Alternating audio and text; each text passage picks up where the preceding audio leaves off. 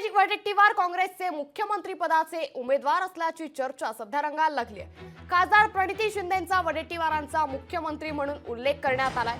विरोधी पक्ष नेते म्हणजे मुख्यमंत्री असं वक्तव्य प्रणिती शिंदे यांनी केलंय। काँग्रेसच्या जास्त जागा आल्यास वडेट्टीवारांची मुख्यमंत्रीपदी वर्णी लागणार का हे पाहणं आता यामुळे महत्त्वाचं ठरणार आहे। आम्ही येत होतो तेव्हा लोकांचे लोंढेच्या लोंढे आतमध्ये येत होते। मला असं वाटतं प्रचाराचा नारळ आजच फोडूयात आपण ब्रह्मपुरीमध्ये आणि विजूभाऊंच्या प्रचाराची आजपासून सुरुवात करूया।